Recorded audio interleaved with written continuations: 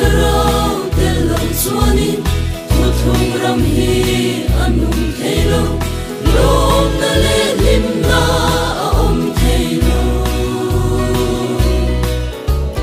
rong bo na le ro re na te po ra chuan nei lo tho rim na ni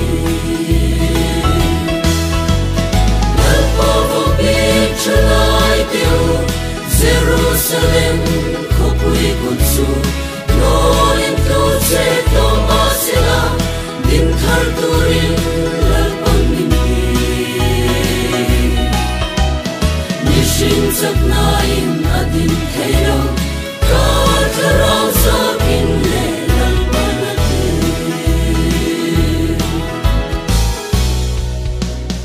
lal pa chalai kal khom teu tharau thiam nim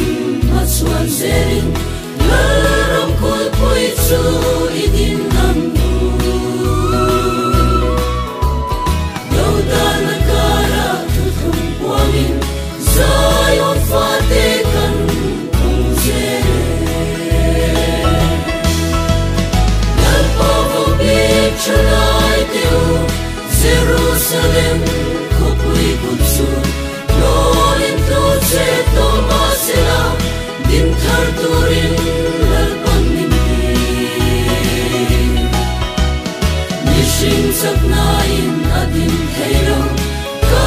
tharau sa in le lal panati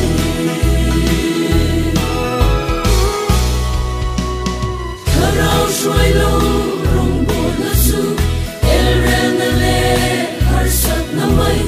ra cho mu tu ren om sino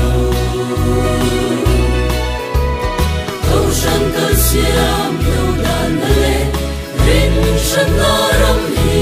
alo piang shi lal po be chalai teu Jerusalem khopui kunsu noin to che to masila din thar turin lal panin nishin sakna in adin thailo ka tharau sa in le lal panati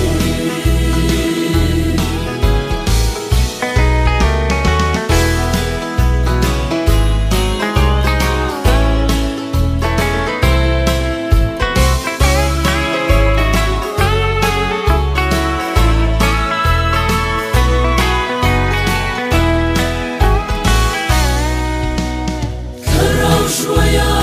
om piang su pathian fate amsia ma ngai rong bon na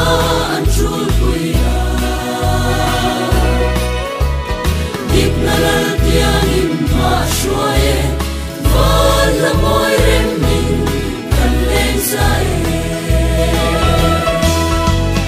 lal po vo be chalai teu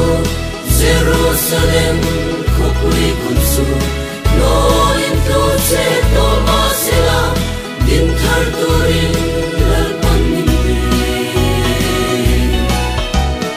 nishin sakna in adin thailo ka tharau sa in le lal panati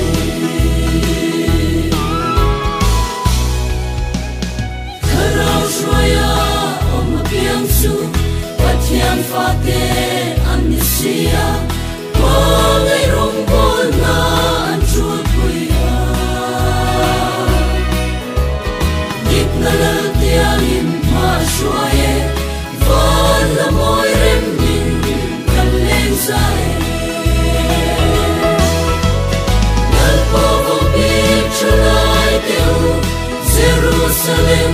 khopui kunsu noin to che to masila din thar turin